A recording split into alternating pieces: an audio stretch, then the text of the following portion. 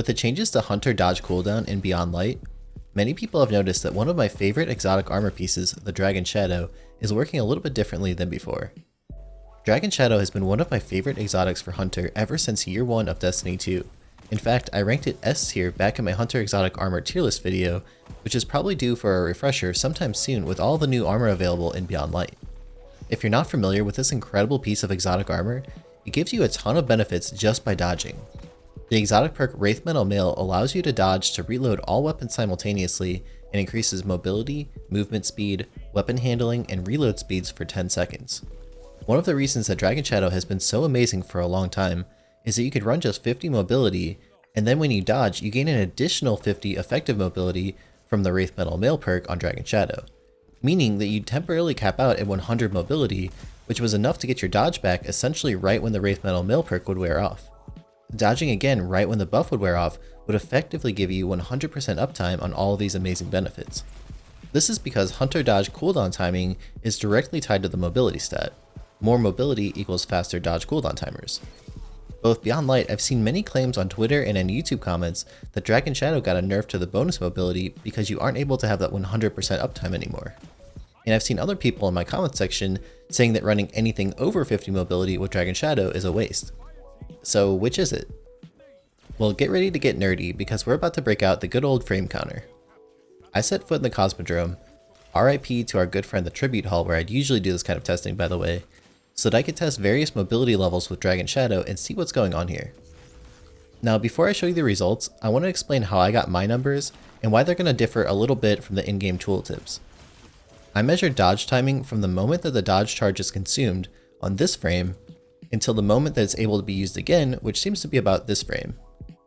In other words, from button press to button press. Bungie seems to do some rounding and also starts the timer only after the dodge animation has completed, which doesn't make as much sense to me, and it's harder to measure accurately for tests like this. So in the past, for example, the dodge timer tooltip for 100 mobility would read 9 seconds in-game, while it was actually 10.5 seconds the way I measure it. And in Beyond Light now, a 100 mobility dodge will read 11 seconds in-game, but with how I measure it, that number is actually 12.5 seconds. By the way, the last digit that you see on the timers on screen are 1/60th of a second, since I recorded this footage at 60 frames per second. So with all that said and done, here are the results. With 100 mobility in Dragon Shadow, we have a dodge cooldown of 1226. With 90 mobility, we get 1254. With 80 mobility, we get 1323. With 70, we get 1403. With 60, we get 1441. And with 50, we get 1504. You can clearly see that as mobility increases, dodge timing also improves, even above 50 mobility. So wait, does that mean that Bungie nerfed our favorite exotic Dragon Shadow? Not so fast.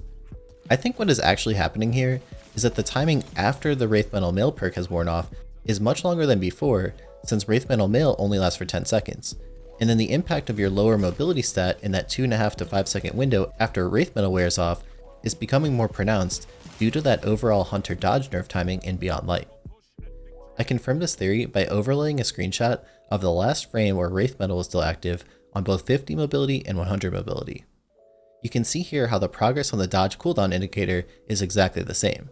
I checked closely and they seem to be identical to me down to the pixel while zooming in. Of course, there could be more going on behind the scenes that we can't visually identify in game, but I think this is pretty solid evidence that Dragon Shadow itself hasn't been changed. However, there definitely is a difference between running 50 and 100 base mobility while wearing Dragon Shadow, so that begs the question, what's the optimal mobility level for Dragon Shadow users? How important is that extra mobility? Do those extra seconds of lower mobility actually matter? For one, it's really nice to have that higher mobility level when the Dragon Shadow buff wears off and you haven't re-dodged yet to get that improved jump height and strafe speed. Also, when you die shortly after dodging, having only about 50 mobility is kinda rough because your next dodge might be on a much longer cooldown compared to when Wraith Metal is active. When you get used to having all these amazing benefits of Wraith Metal Mail active from Dragon Shadow, those few seconds after the buff wears off of slower reload speed, move speed, weapon swap speed, and ADS speed can really be noticed. Whether you're playing PvE or PvP, frames and seconds matter in higher level activities. Just ask a competitive Super Smash Bros. Player if precise timings are important in tournaments, for example. At the same time though, by putting stats into mobility, that means we have to make sacrifices elsewhere. At what cost are we willing to buy higher mobility tiers? I think first of all, you need to find the balance of the best resilience level for your particular build and playstyle. For example, higher resilience makes you take less damage when you break out of a stasis freeze, and protects you from certain combinations like getting 2-tapped with a Thorn perk, or getting killed with 1 headshot and 2 body shots from a 120 RPM hand cannon.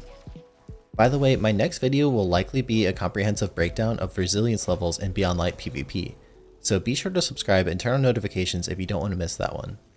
Recovery is still one of the only stats that benefits exponentially from stacking the most of it that you possibly can. I basically refuse to run a PvP build with less than 90 recovery, and ideally I prefer 100. So it's certainly hard for me to sacrifice recovery for mobility. We also have some insane builds with stasis right now that are heavily reliant on discipline to get those grenades back faster. So I think you need to find a balance that gives you a good mix of stats that complements your particular build. One of the ways to get around this issue of a longer dodge cooldown preventing 100% uptime with Wraith Metal Mail is by running Bottom Tree Arc Strider.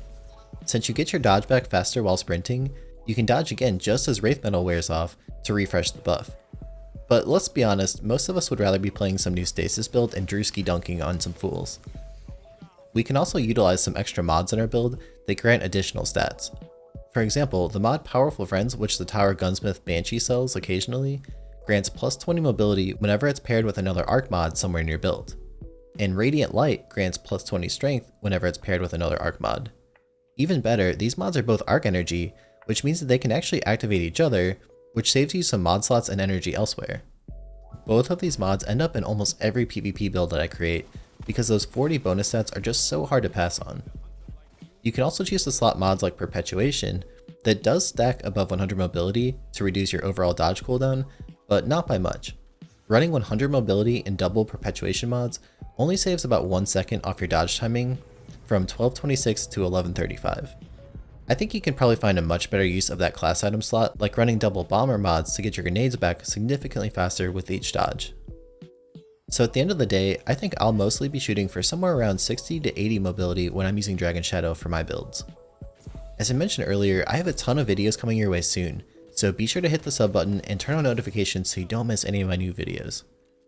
I also stream every week over on Twitch. You can catch me live at twitch.tv/pattycakespc. And finally, we have an amazing community Discord server with over 6,000 members who play Destiny 2. It's a great place to make some new friends that you can play with on any platform. The link to join is discord.gg/pattycakes.